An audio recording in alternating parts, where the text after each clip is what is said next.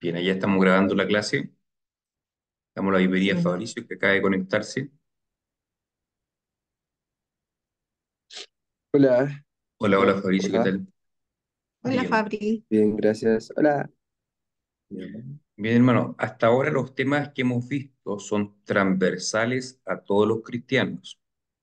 Hoy nos metemos a un tema que es más propio de la teología reformada.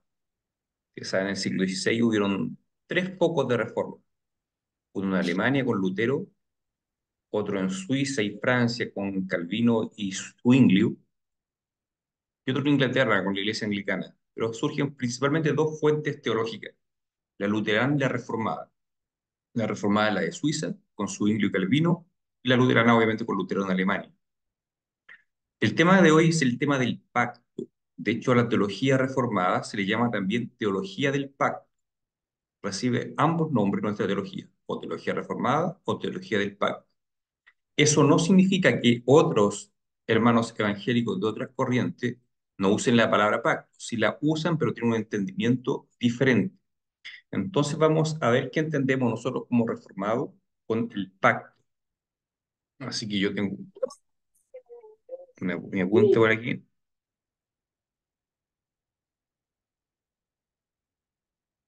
Primero vamos a definir qué es un pacto. No lo vamos a definir en términos teológicos, sino en el sentido más cotidiano, más común. Un pacto es un acuerdo entre dos partes. Por ejemplo, cuando hablamos de pacto matrimonial, es un acuerdo entre un hombre y una mujer donde se comprometen a hacerse fiel y estar juntos durante toda la vida. Eso es un pacto, un acuerdo entre dos partes. Ahora, nosotros entendemos que Dios siempre se ha relacionado con la humanidad a través de una relación de pacto. Y el primer pacto que Dios hace con Adán es lo que nosotros conocemos como pacto de obras. Ojo, pacto de obras no es el Antiguo Testamento, es solamente el pacto que Dios hace con Abraham.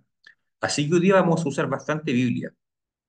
Así que, Matías, busca por favor Génesis capítulo 2, versículos 16 y 17. Javiera, Romanos 5:12.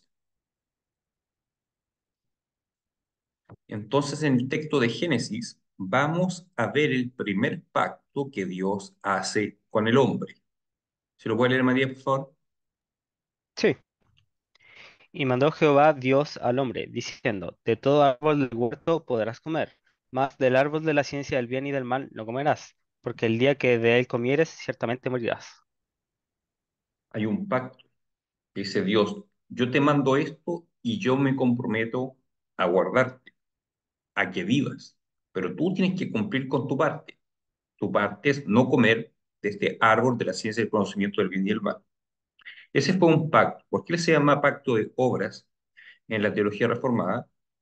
Porque el éxito de este pacto dependía de la obediencia de Adán, del obrar de Adán. Pues se llama de pacto de obras, porque Adán tenía que hacer algo, tenía que obedecer a Dios. Ahora, ¿qué pasó? ¿Adán cumplió su parte del pacto o no la cumplió? No la cumplió, ¿cierto? Por lo tanto, el pacto llegó hasta ahí. Adán, si hubiese obedecido el pacto, habría vivido eternamente. Pero como desobedeció su parte del pacto, ciertamente moriría. Espiritualmente muere de forma inmediata, pero la muerte física tardaría un tiempo en llegar, pero sí o sí llegaría. Eso está garantizado, la muerte física está garantizada por causa de que desobedeció o falló al pacto. Y ahora, Javiera, ¿tienes Romanos 5:12? Sí, aquí lo tengo.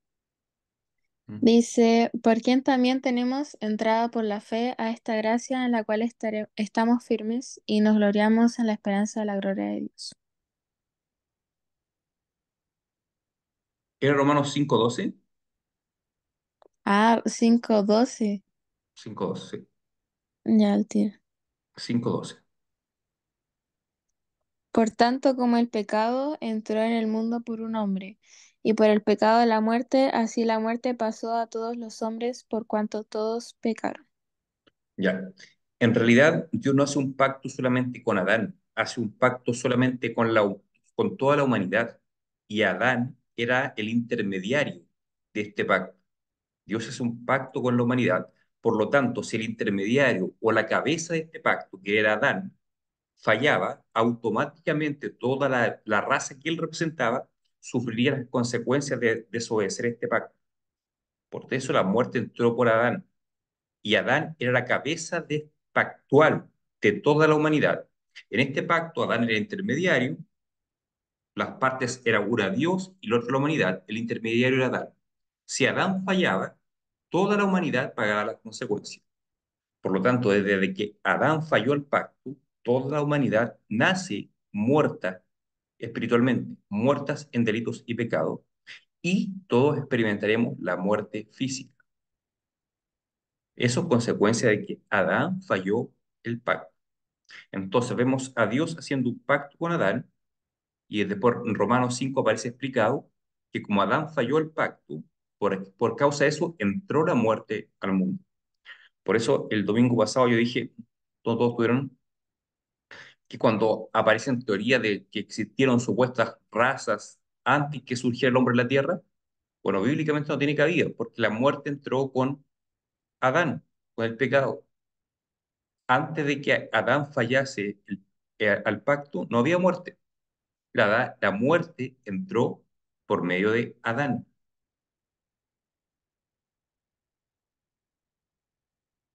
Seguimos avanzando. Desde la caída de Adán, Dios comienza a relacionarse con el hombre por medio de la gracia. Cuando Adán peca, Dios sale en búsqueda de él, sale en busca de Adán y Eva, y lo llama Adán, ¿dónde estás, Adán? O sea, Adán no se merecía nada, había fallado, había desobedecido. Sin embargo, por su gracia, Dios sale en búsqueda de Adán, le pregunta, ¿dónde estás, Adán? Y sabemos la respuesta de Adán, dice que huyó porque tuvo miedo, y Dios lo confronta, ¿qué has hecho? Y ahí se hace evidente que había cometido un pecado, había desobedecido. Pero desde que Adán peca en adelante, Dios inicia una relación con el ser humano de gracia, porque sale en búsqueda de Adán sin éste merecerlo. Dios podría haberlo aniquilado inmediatamente, porque el acuerdo era si comía de ese fruto, moriría. Entonces Dios podía con justa razón haberlo aniquilado inmediatamente. Sin embargo, por su gracia, Dios sale en búsqueda del hombre, sale en búsqueda de Adán y de Eva. Ahora, la palabra pacto no aparece mencionada en los primeros capítulos de Génesis. Se menciona por primera vez en Génesis 9, cuando Dios hace un pacto con Noé. Pero este pacto que Dios hace con Noé ya está dentro de la gracia. Dios ya está obrando graciosamente con el hombre, graciosamente en el sentido que está dando gracia, es un trato inmerecido para con el hombre. Entonces, desde la caída de Adán en adelante, todo el trato de Dios con el hombre es por medio de la gracia, es un pacto de gracia. El pacto de gracia comienza a manifestarse desde el momento que Dios sale a buscar a Adán. Es mencionado nuevamente en Génesis 9, cuando hace un pacto con Noé, pero en términos formales, donde se formaliza este nuevo pacto, este pacto de gracia, es en la vida de Abraham. Así que ahí vamos a ver un texto. Si Nicole puede buscar un texto, por favor, que busque Sí, Génesis 17 del 2 al 7, por favor. Génesis. Génesis 17 del 2 al 7. Y el hermano Cristian después busca Mateo 26-28. Ya. Vamos a ver entonces cómo Dios formaliza este pacto de gracia con el hombre, en este caso por medio de Abraham. Lee, por favor, Nicole. Ya, Génesis 17 del 2 al 7, ¿cierto? Sí. Dice, así confirmaré mi pacto contigo y multiplicaré tu descendencia en gran manera. Al oír que Dios le hablaba, Abraham cayó rostro en tierra y Dios continuó diciendo, este es el pacto que establezco contigo. tú serás el padre de una multitud de naciones. Ya no te llamarás Abraham, sino que de ahora en adelante tu nombre será Abraham, porque te he confirmado como padre de muchas naciones. Te haré tan fecundo que de ti saldrán reyes y naciones. Estableceré mi pacto contigo y con tu descendencia, como pacto eterno por todas las generaciones. Yo seré tu Dios y el Dios de tus descendientes. Ya, entonces acá vemos a Dios confirmando el pacto. Dice, no dice que hago un pacto contigo, dice voy a confirmar mi pacto contigo. Es decir, Dios ya venía actuando en un pacto de gracia con la humanidad. Y dice, tú serás padre de multitudes. Es decir, Dios estaba formando un pueblo para sí por medio de este hombre, de Abraham. Y la promesa es, tú y tus descendientes serán bendecidos, serán de bendición para todas las naciones. Yo seré tu Dios. Y no lo dice textualmente este texto, pero a través de todo el perdón, a través de todo el Antiguo Testamento, una y otra vez se recuerda el pacto que Dios hace con Abraham y se sintetiza con estas siguientes palabras. Dice, yo seré tu Dios y tú serás mi pueblo. Ese mensaje se reitera a través de todo el Antiguo Testamento para recordar este pacto que Dios formaliza o confirma con Abraham. Yo seré tu Dios y tú serás mi pueblo. Ojo que aquí no hay condición de por medio. Automáticamente los descendientes de Abraham serían parte de este pueblo de Dios. Es por gracia, ya no es por obra, es por gracia. Solamente por ser descendiente de Abraham, Dios lo considera parte de este pueblo. Y el otro texto, hermano Cristian, le había dado un texto, Mateo 26, 28. Mateo 26, 28. Mm. Ya, va.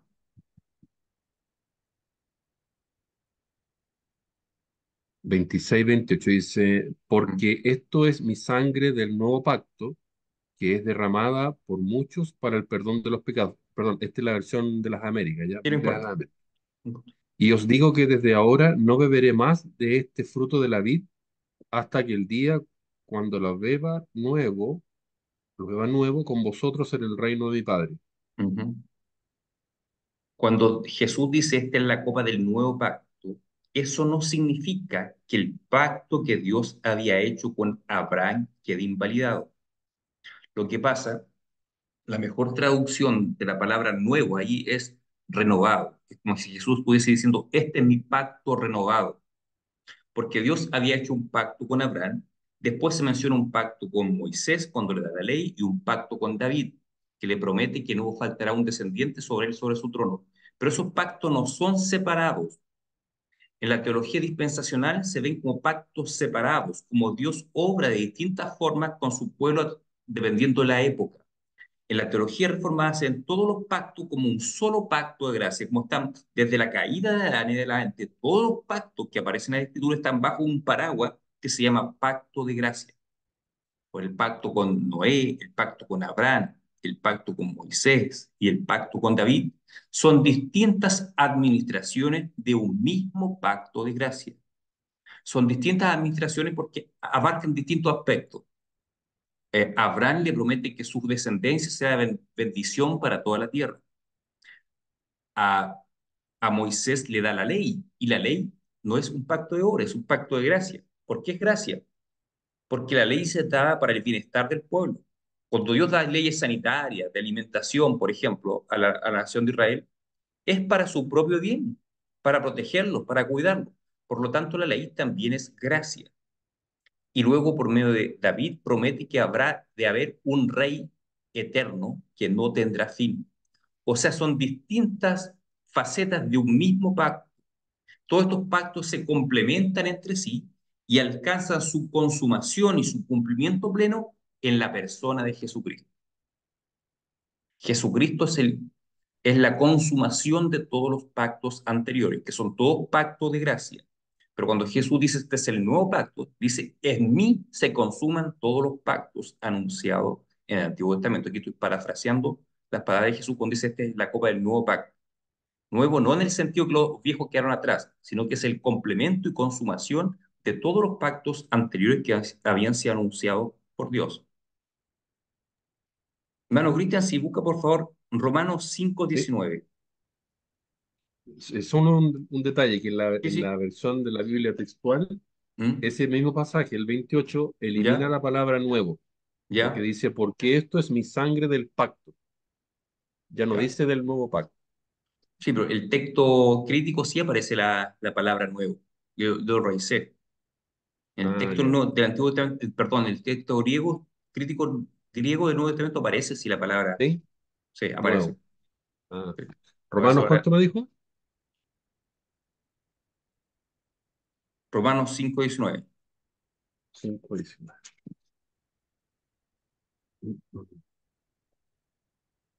Ojo que la Biblia Dice, textual, ellos los editores, cuando lanzaron su Biblia, yo seguí su trabajo, ellos prácticamente pensaban que estaban editando la Biblia perfecta, pero no hay versión perfecta. Todas tienen sus fallas. claro, Entonces, mucha sí. orgullo, arrogancia decir esta es la mejor Biblia, Biblia perfecta. De hecho, ya se han encontrado varios errores de traducción en la Biblia textual. Porque así como por la desobediencia de un hombre, los muchos fueron constituidos pecadores, así también por la obediencia de uno, los muchos serán constituidos justos. Ya. Entonces, cuando Dios hace un pacto con Adán, por la desobediencia de un hombre, esas consecuencias fueron sobre toda la humanidad. Ahora, con la obediencia de un hombre, de Jesucristo, que es el intermediador del nuevo pacto, por esa obediencia serán justificados muchos. No dice toda la humanidad, sino que en estricto rigor son todos los que son descendientes de Abraham. Ahí vamos a aclarar el tema de los descendientes de Abraham. Jesús, por medio de su obediencia, justifica a todos los descendientes de Abraham. O sea, los muchos son justificados por la obediencia de un hombre, que es Jesucristo. Y ahí vamos a hablar de lo que es la descendencia de Abraham. Aquí viene el tema. Cristo garantiza el cumplimiento del pacto. O sea, por gracia. Él hace todo, nosotros no tenemos que hacer nada. La obediencia es el requisito del cumplimiento del pacto. En el caso de Adán, el requisito para que se cumpliese el pacto era la obediencia de Adán. Pero como Cristo ya obedeció, la obediencia ahora es nuestra responsabilidad. ¿A qué se refiere esto? Nosotros no obedecemos a Dios para que el pacto se cumpla. Nosotros no obedecemos los mandamientos de Dios porque tal vez Dios falle su pacto, como le pasó a Adán. No, nosotros asumimos que nuestra responsabilidad como ser parte del pueblo de Dios, como parte del pueblo de pactos, es nuestra responsabilidad obedecer a Dios. Pero el pacto no depende de nuestra obediencia. Si yo desobedezco hoy, no sé, Dios no quiere el pacto con sus hijos, con su pueblo, como así ocurrió en el caso de Adán. Por eso el pacto con Adán dependía de la obediencia de Adán. Pues se llama pacto de obras. En el pacto de gracia, Jesucristo es el que obedece plenamente su parte del pacto. Y como es plenamente obediente, nosotros todos somos beneficiarios de ese pacto y no depende de nuestra obediencia. Ahora, eso no significa que cada cual vive como quiere, sino que nuestra responsabilidad es vivir vidas en obediencia al Señor. Ahora vamos a ver esto que hablé recién, que Jesucristo incluye en el pacto o justifica a todos los descendientes de Abraham, porque Dios hizo un pacto con Abraham, no con toda la humanidad en ese momento, como fue en el caso con Adán. Adán representaba a toda la humanidad. Abraham no representa toda la humanidad. Abraham representa un pueblo que serían sus descendientes. Y esos descendientes de Abraham entran al pacto de gracia. Ahora la gran pregunta, aquí voy a tener un poco. ¿Quiénes son los descendientes de Abraham? Si alguien se atreve a opinar. El pueblo de Dios, Ya, pero algo más específico. los hijos de Dios, los salvos, ¿Ya? ¿Alguien tiene una opinión diferente, no? ¿La iglesia, pastor? La iglesia es como decir lo mismo que María. Ya en Sí. el tiempo del Antiguo Testamento, ¿cómo se llamaban los descendientes de Abraham? era un pueblo, el pueblo de Israel. por En Israel. el tiempo del Antiguo Testamento, los descendientes de Abraham era el pueblo de Dios, eran descendientes de sangre. Pero ¿cuál es la gracia del nuevo pacto en Cristo? Que en Cristo se consuma todas las bendiciones que Dios había anunciado a Abraham. Y Dios le dice, tú serás bendición para todas las naciones de la tierra. O cuando a través del profeta Isaías, Dios dice, poco es para mí que seas luz para la nación de Israel. Yo quiero que seas luz a las naciones. Lo que está anunciando Dios desde Abraham en adelante, que su intención es formar un pueblo en todas las naciones de la tierra que va mucho más allá que los descendientes de sangre de Abraham. Y eso es lo que se cumple en Cristo. A partir de la venida de Cristo, la bendición de Dios, del pacto de Dios, alcanza todas las naciones de la tierra. ¿Y cómo es que nosotros tenemos seguridad que somos hijos de Abraham, descendientes de Abraham? Bueno, eso lo aclara muy bien el apóstol Pablo en la carta a los Gálatas. Busque, por favor, bueno, Marcela está sin micrófono. Fabricio, ¿tienes Biblia o el computador? Sí. Anda a Eh, Gálatas, por favor. Gálatas capítulo 3. amigo Gálatas. ¿Gálatas cuánto? Capítulo 3. Capítulo 3, versículo de 8 al 9. Gálatas 3 del 8 al 9. Perfecto. Y la Escritura, previendo que Dios había de justificar por la fe a los gentiles, dio de antemano la buena nueva a Abraham, diciendo, en ti serán benditas todas las naciones, de modo que los de la fe son bendecidos con el creyente Abraham. Y después el versículo 14, el mismo capítulo, 3:14. Ya, 14. Para que en Cristo Jesús la bendición que Abraham alcanzase a los gentiles, a fin de que por la fe recibiésemos la promesa del Espíritu. Recibiésemos, disculpe, la promesa del Espíritu. Ya. Entonces Dios le dijo a Abraham, tus descendientes serán mi pueblo. Pero esa promesa se cumplió solamente en una nación, que era Israel. Pero como en Cristo es la consumación de los pactos, en Cristo se alcanza el cumplimiento de la promesa de ese Abraham, que sería de bendición para todas las familias de la tierra. O sea, a partir de Cristo, lo que significa para nosotros el nuevo pacto, que la bendición que antes solamente era para los descendientes genéticos, físicos de Abraham, ahora alcanza toda la tierra por medio de la fe en Jesucristo, el intermediador de este nuevo pacto. Es decir, por medio de la fe en Cristo, nosotros como iglesia somos llamados hijos de Abraham, según Pablo en Gálatas. Por lo tanto, nosotros somos el pueblo de Dios. En el tiempo del Antiguo Testamento, antes de la venida de Cristo, Dios tenía un pueblo, trabajaba con un pueblo que era la nación de Israel. Pero a partir de la venida de Cristo, ya de nada sirve ser judío, dice Pablo a los romanos. Y como lo aclara acá a los Gálatas, es pueblo de Dios aquel que ha puesto su fe en Jesucristo. En Romanos también dice Pablo, de nada me vale ser judío en lo exterior, sino que lo importante es ser judío en lo interior. Está hablando de una relación con Dios por medio de la fe. Ya no importa si soy judío o no judío, no importa si soy israelita o no, no importa si soy descendiente físico de Abraham o no. Lo que importa es que pongamos la fe en Jesucristo. Y con el solo hecho de poner la fe en Jesucristo, estamos dentro de una relación de pacto con Dios. Dios es nuestro Dios y nosotros somos su pueblo. Entonces las bendiciones mencionadas en el tiempo del Antiguo Testamento se materializan, alcanzan su plenitud a partir de la venida de Cristo, a partir de este nuevo pacto. Por medio de la fe en Jesucristo, nosotros pasamos a ser parte del pueblo de Dios. Y si entendemos que la iglesia es el pueblo de Dios, entendemos que también Dios tenía un pueblo en el Antiguo Testamento. Por lo tanto, la iglesia actual es la continuación del pueblo de Dios del Antiguo Testamento. Hay algunos que critican esta postura y dicen es teología del reemplazo. Pues la Biblia enseña que la iglesia es la continuación del pueblo de Dios del Antiguo Testamento, que también podría llamársele iglesia del Antiguo Testamento.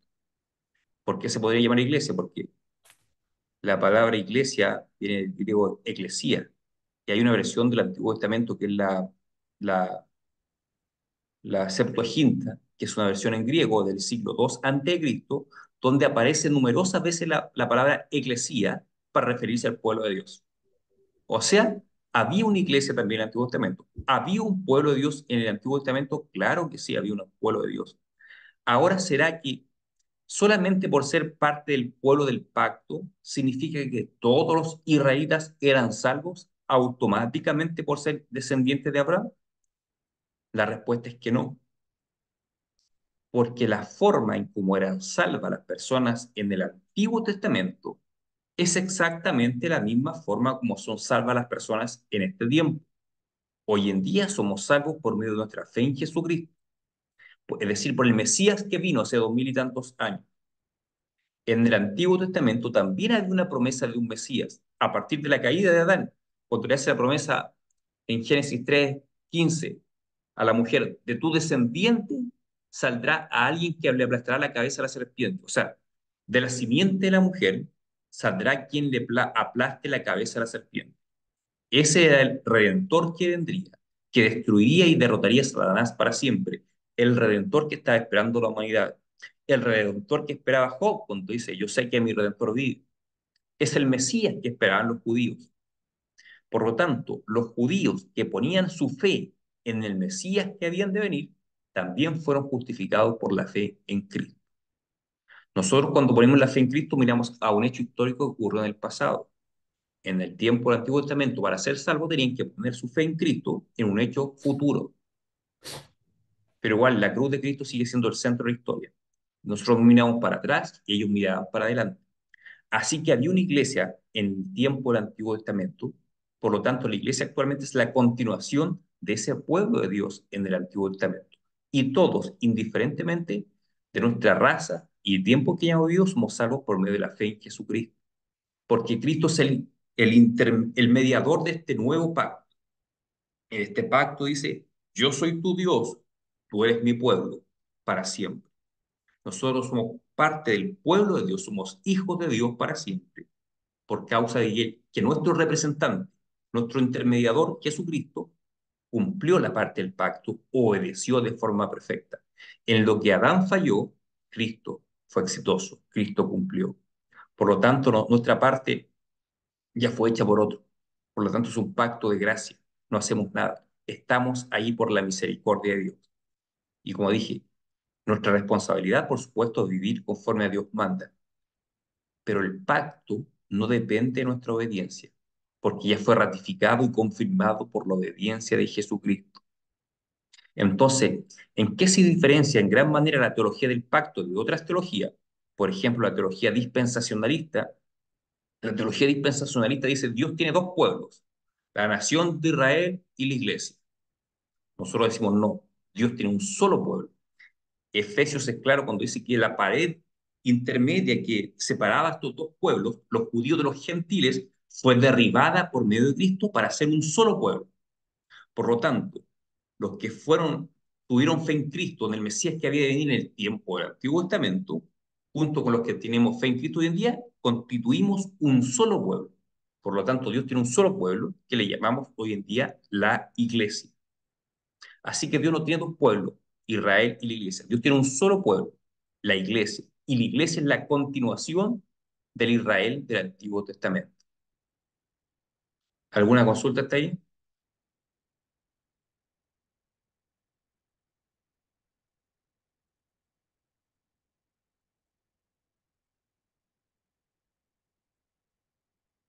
¿Nada? ¿Se entiende por qué somos parte de este pacto de gracia? Por medio de la fe en Jesucristo. Este pacto es inquebrantable, sí, porque no depende de nuestra obediencia. El pacto de obra fue quebrantado porque dependía de la obediencia de Adán. Adán falló en su obediencia al pacto. Pero el intermediario de este pacto de gracia es Jesucristo. Jesucristo obedeció. Por lo tanto, es un pacto inquebrantable. Por lo tanto, nadie nos quitará el hecho de ser pueblo de Dios. Somos pueblo de Dios. Y nadie es contra nosotros, como dice Romanos. ¿Somos hijos de Abraham? Por supuesto, somos hijos de Abraham por medio de la fe en Jesucristo. Antiguamente el pueblo de Dios se le llamaba pueblo de Dios a los descendientes físicos de Abraham. Ahora los descendientes físicos de Abraham, por ejemplo, la nación de Israel actualmente, ¿es pueblo de Dios? Él le dejo esa pregunta. ¿Es pueblo de Dios o no?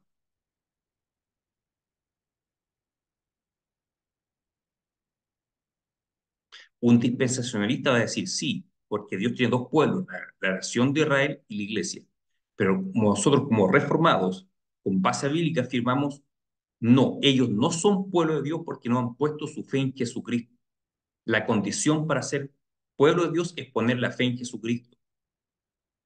Ahora, si un judío se convierte a Cristo, por supuesto que va a ser parte del pueblo de Dios. Pero por más judío que sea, por más israelitas que sean, si no ponen su fe en Jesucristo, no son pueblo de Dios. En el antiguo tiempo, el pueblo de Dios tenía una organización nacional, como Israel. En los tiempos actuales, tiene otro tipo de organización más bien espiritual. Somos un cuerpo místico de Cristo. Por eso Pablo dice, somos el cuerpo de Cristo. No somos una organización visible. ¿Tiene un aspecto visible? Sí. Pero a fin de cabo, ¿quién es parte del pueblo de Dios? Solamente Dios lo sabe. Dios ve los corazones. Por más que yo sea miembro o sea pastor de una iglesia, solamente Dios sabe quién realmente soy yo. En ese sentido, el cuerpo de Cristo es místico, en el sentido no es visible. Aunque sí sabemos que tiene un aspecto visible, pero el ser parte del pueblo visible no nos garantiza ser pueblo de Dios. Lo que nos garantiza es ser parte del pueblo de Dios en la fe auténtica en Jesucristo. ¿Alguna consulta? Pastor, ¿Sí? entendiendo que nuestra participación en el éxito de este pacto es nula, Mm, porque solo podemos aportar con nuestro pecado, pero mm, ya en nuestra relación con Dios, que vendría siendo parte de los beneficios mm. de este pacto, ¿cuál sería la línea o frontera más bien para poder decir, hasta aquí esta debiera ser mi parte y esta debiera ser la parte de Dios, que es la más importante, la más grande? Claro, Pero ya en el sentido de relación diaria, día a día. Por hay dos. ejemplo, mi obligación es orar, mi obligación es Mm. buscar a Dios, ¿cierto? Bueno, hay un teólogo que se llama R.C. Sproul que lo explica muy bien. Dice, en la justificación es el que hace todo es Dios. Es un Mm, proceso, como él llama, monérgico. Interviene una sola fuerza. Dios nos salvó, nos dio claro. vida y nos salvó. Pero desde ese momento en adelante, desde ese momento hasta nuestra muerte, comienza un proceso llamado santificación. Y la santificación es un proceso sinérgico, es decir, intervienen dos fuerzas, Dios y nosotros. Cada vez que en el Nuevo Testamento hay textos que da la impresión que la salvación pudiera perderse, por ejemplo, en Filipenses 2 dice, esforzaos en vuestra salvación con temor y temblor, sin santidad nadie verá a Dios. Todos esos pasajes no están hablando de justificación, están hablando de santificación. Quiere decir que la santificación, el creyente tiene que poner todo de su parte y Dios a la vez también pone todo de su parte. Dios ya ha puesto todo de su parte al darnos su espíritu, ha disponibilizado su palabra para nosotros. Tenemos la providencia de Dios en favor nuestro cada día, pero el cristiano tiene que poner también del todo de su parte. Por eso existen las famosas disciplinas espirituales. Hablaba el hermano recién de la oración. Pues la oración es una disciplina. Si yo no oro, Dios no me va a obligar a orar. Tengo que hacerlo yo y depende netamente de mí. Sí, Dios me va a poner el deseo de orar, el impulso, pero si yo no lo hago, no, Dios no lo va a hacer. Si yo no me levanto en la mañana, a las 5 o 6 de la mañana, depende de la hora que se levante cada cual para ir al trabajo, yo tengo la voluntad de quedarme acostado. Dios no me va a obligar a levantarme. Yo tengo que hacerlo, yo tengo que levantarme. Así es con las disciplinas espirituales. Yo tengo que hacerme la disciplina de orar, de buscar, de leer las escrituras. Así que en la santificación, el cristiano tiene que poner todo de su parte y Dios a su vez siempre pone de su parte. Dios siempre pone el 100%, en el sentido que dispone de todos los recursos que nosotros necesitamos. Pero nosotros, por otra parte, tenemos que poner también el 100%. Claro, alguien puede decir 100 más 100 da 200.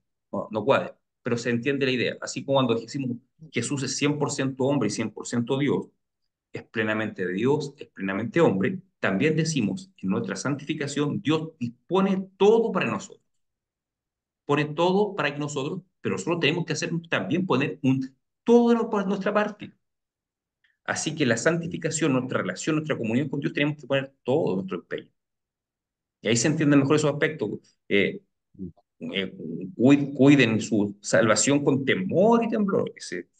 Claro, apunta a la santificación. El creyente tiene que poner todo de sí para su santificación. Pablo dice que él corre la carrera como un atleta. Un atleta se prepara para correr una carrera. Se prepara desde niño, hace ejercicios especiales. Las horas de sueño tienen que ser un determinado. La alimentación, el entrenamiento, todo especial para correr una carrera. Así también el cristiano está corriendo una carrera y tiene que luchar por su santificación el cristiano. Así que cuando decimos, yo me esfuerzo por levantarme temprano a orar, eso no es creer que está ganándose la salvación. Si tenemos claro que ya somos salvos por la gracia de Dios, entendemos que eso es para nuestra santificación y no tenemos nada de que gloriarnos de eso, porque es nuestra responsabilidad. Jesús cuando dice, aunque todo lo hiciera, en la palabra de cuenta, del siervo inútil, aunque todo lo hiciere, siervo inútil eres. Hiciste solamente lo que debías hacer, le dice. Eso también apunta a nuestra santificación. Aunque lo hagamos todo para crecer en santificación, hicimos lo que correspondía, ¿no? Nuestro deber. Por eso dije al principio que nuestra responsabilidad en el pacto es vivir una vida conforme a los mandatos de Dios, pero no tenemos nada que gloriar. No saco nada con gloriarme, lloro más que el hermano, lloro la Biblia más que este hermano. No, porque yo estoy haciendo lo que me corresponde. Aunque todo lo hiciera, siervo inútil eres. Así que, respondiendo a la pregunta del hermano, ¿cuánto tenemos que poner de nuestra parte para la santificación? Todo de nuestra parte. Todo. ¿Y qué pasa si no pongo todo de mi parte? Obviamente mi fruto espiritual va a ser muy limitado. Va a ser limitado. ¿Alguna otra pregunta? Y entonces vamos a ver la última parte de este tema del pacto.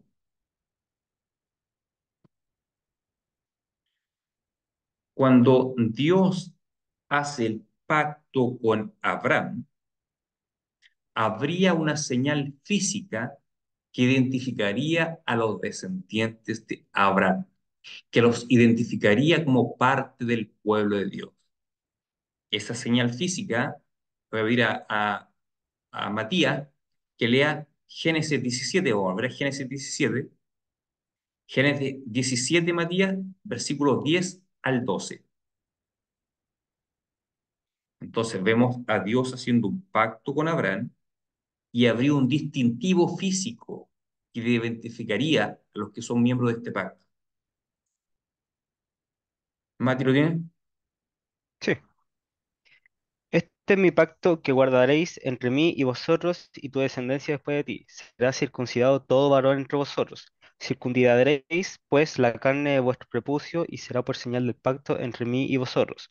Y de edad de 8 días será circuncidado todo varón entre vosotros por vuestras generaciones, el nacido en casa y el comprado por dinero a cualquier extranjero, que no fuere de tu linaje. Ya.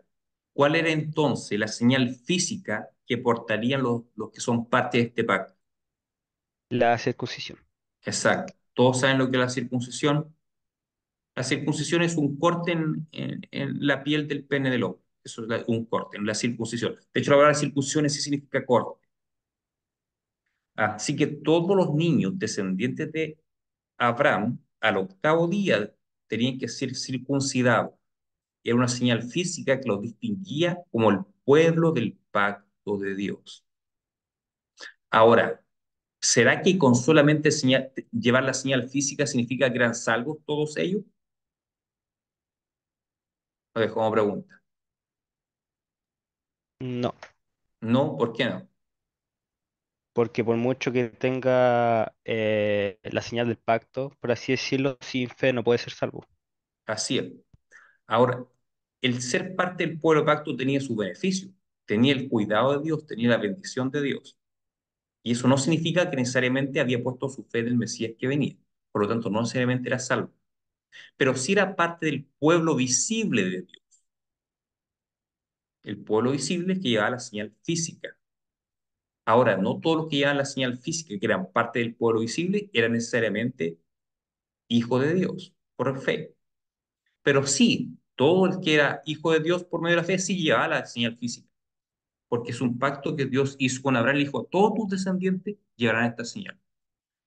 Y ahora pregunta, ¿y las mujeres eran parte del pueblo, no del pacto? ¿No?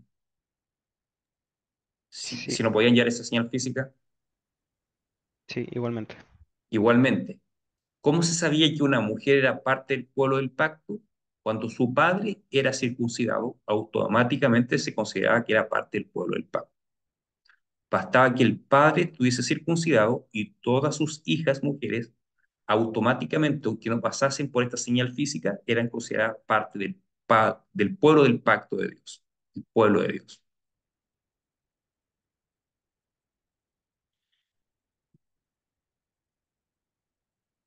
Ahora, dije que este pacto alcanza su consumación en Jesucristo, que, que lo que antes era el pueblo de Dios por ser descendiente físico de Abraham, desde la venida de Cristo, de su encarnación, muerte y resurrección, ahora es parte del pueblo del pacto todo aquel que pone su fe en Jesucristo. Ya, pero ¿y será que se mantuvo la señal física?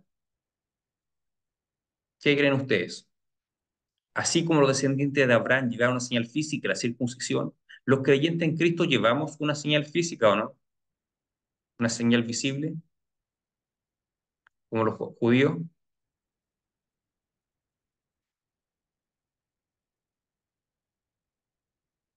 Para responder esa pregunta, vamos a leer un texto. Alguien que busque, por favor, en Colosenses,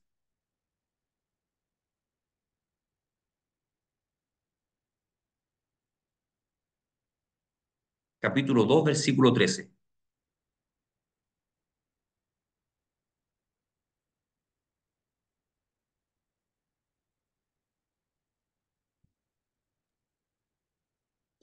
Y a vosotros, estando muertos en pecados y en la incircuncisión de vuestra carne, os dio vida juntamente con él, perdónanos, perdonando todos los pecados, Ya, y el versículo siguiente, el 14 también, por favor. anulando el acta de los decretos que había contra nosotros, que nos era contraria, quitándola de en medio y clavándola en la cruz. Ya, dice el versículo 13, y a vosotros estando muertos y en la incircuncisión de vuestra carne, os dio vida. A ver, espera, parece, déjame un segundo a seguir el texto.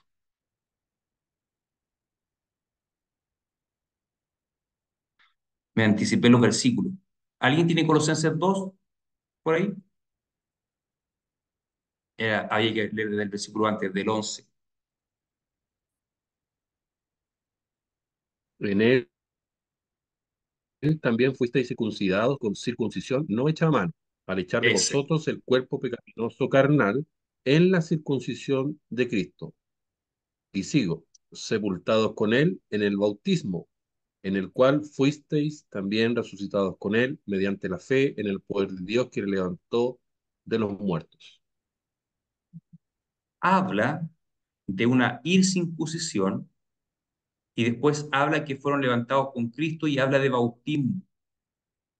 En el versículo 11 y 12 aparece una relación entre circuncisión y bautismo, dándonos a entender que el bautismo realiza espiritualmente lo mismo que hacía la circuncisión en el tiempo del Antiguo Testamento.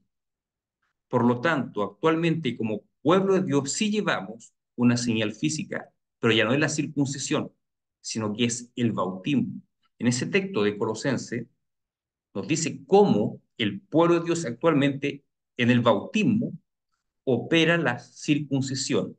Es decir, la circuncisión que operaba en los descendientes de Abraham, opera en nosotros por medio del bautismo. Así que en este nuevo pacto, la continuación de la circuncisión es el bautismo. Recuerden, ¿qué significaba el que un hombre fuese circuncidado? Era la señal física que era parte del pueblo de Dios, el pueblo del pacto. Era la señal de iniciación. Cada vez que un hombre era circuncidado, era recibido como parte del pueblo del pacto de Dios. Esa señal en el Nuevo Testamento es el bautismo. El bautismo reemplaza la circuncisión, o dicho de otra forma, el bautismo es la continuación de la circuncisión. El pueblo de Dios en el tiempo del Antiguo Testamento llevaba una señal física que era la circuncisión. El pueblo de Dios en el Nuevo Testamento también pasa por una señal física que es el bautismo. Vamos a hacer el último versículo. Busquen Mateo, por favor, 28-19. Mateo 28-19.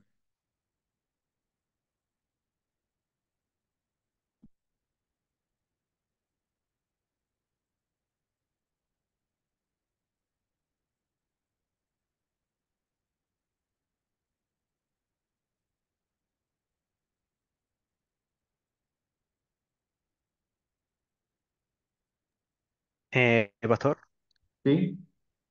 mi mamá tiene una pregunta, o sea, me la escribió, pero se la leo. Bueno, La pregunta era que si en el Antiguo Testamento eran circuncidados, todos eran salvos, aunque no tuviesen fe. no, lo explicamos. La condición para ser salvo siempre la fe en el Mesías que había de venir. Pero el que sean circuncidados era la señal física que eran parte del pueblo del pacto, del pueblo visible.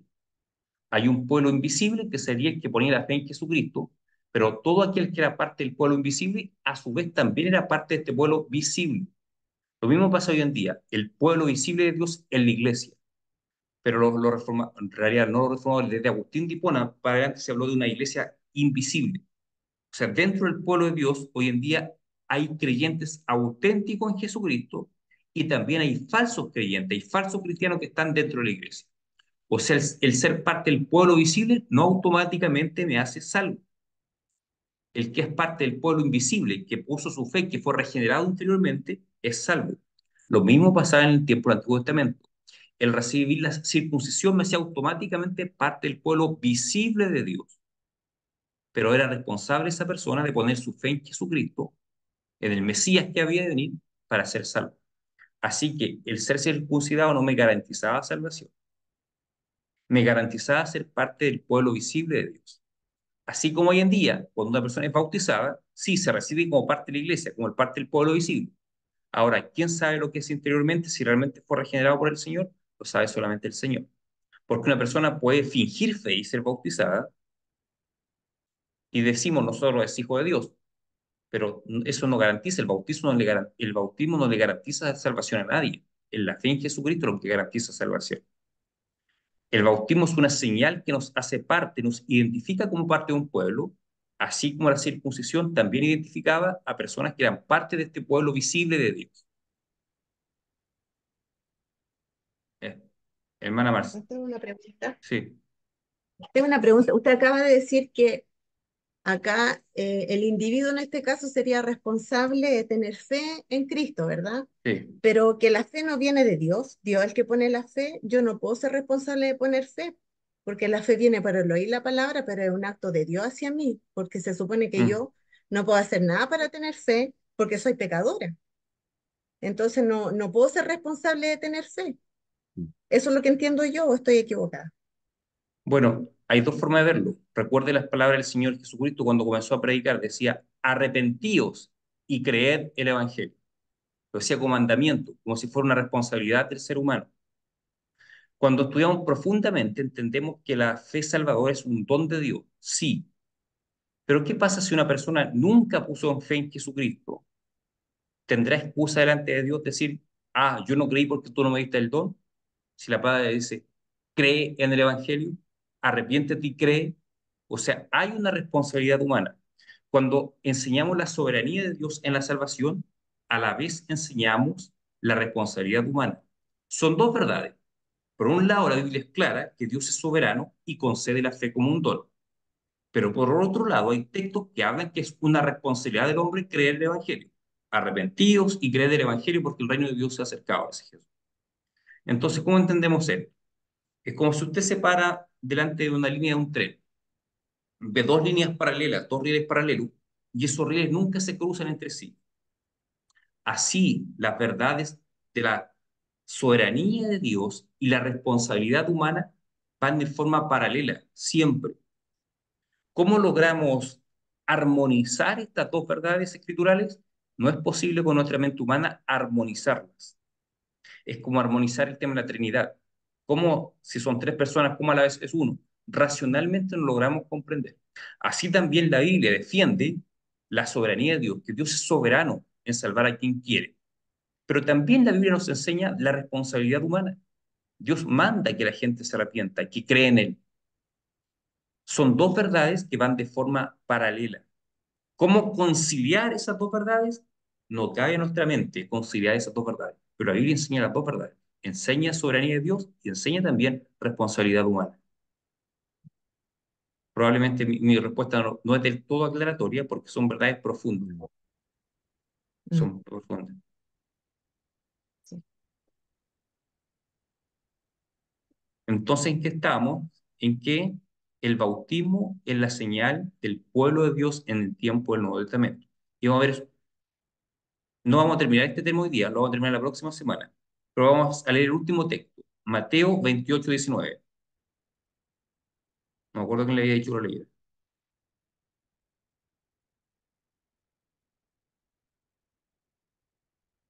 Nicole, ¿lo tienes? Mateo 28:19, por favor. Al tiro. Sí. Mm, Mateo 28:19. Voy, Sí. voy. Eh, Dice, por tanto vayan y hagan discípulos de todas las naciones, bautizándolos en el nombre del Padre, del Hijo y del Espíritu Santo. Ya. Vayan a todas las naciones. Recuerden que la promesa de Abraham es que él y sus descendientes serían de bendición a todas las naciones. Por lo tanto, esa promesa de bendición se hace una realidad en Cristo. Ahora Cristo envía a sus discípulos a predicar a todas las naciones, a ser discípulos y bautizando. El mandato a Abraham era circuncida a tus descendientes. A los discípulos Jesús le dice a todo el que cree, bautízalo. Así que el bautismo reemplaza la función que cumplía la circuncisión en el Antiguo Testamento. Hasta ahí lo vamos a dejar hoy, porque no vamos a cerrar el tema del pacto hoy día. Vamos la próxima semana a seguir hablando del tema del pacto. Así que hasta ahí, ¿alguna pregunta, algún comentario?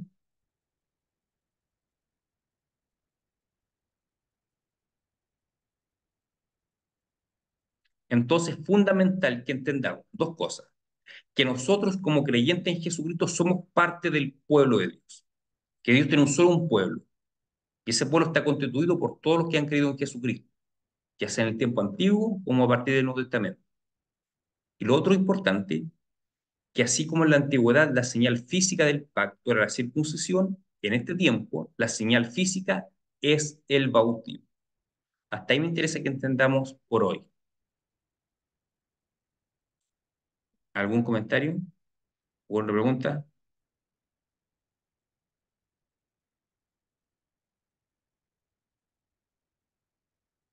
Surgen preguntas, pero las vamos a ir aclarando. Vamos a ir aclarando las próximas semanas. Pero como le digo, me interesa aclarar esos dos conceptos, que somos parte del pueblo único de Dios y que el bautismo reemplazó a la circuncisión. Esos dos temas me interesaba que queden claros hoy. ¿Quedaron claros?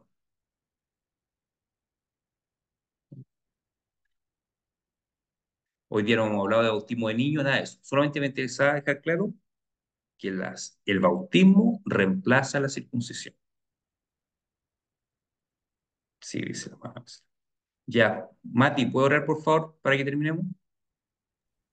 Sí. Padre nuestro que estás en los cielos, santificado sea tu nombre. Señor, te agradecemos el día de hoy por permitirnos reunirnos nuevamente, Señor, en esta clase, para poder hacernos miembros de tu iglesia, Señor. Agradecerte, Señor, por el pastor que está aquí enseñándonos de tu palabra, Señor, y de las doctrinas de a la iglesia a la que pertenecemos, Señor. Te pido por cada uno de los miembros que está aquí presente y por aquellos que no pudieron participar el día de hoy, Señor, para que nos cuiden, nos guarden y nos protejan, Señor, esta semana y para que si está en tu voluntad, Señor, nos reunamos el domingo. Amén. Te lo pido todo esto en nombre de tu Hijo amado, Señor. Amén. Amén. Ya, hermano, Dios les bendiga, cuídense, espero verlo. Chao, Ah, bueno, chao. con los jóvenes nos reunimos el sábado por Zoom.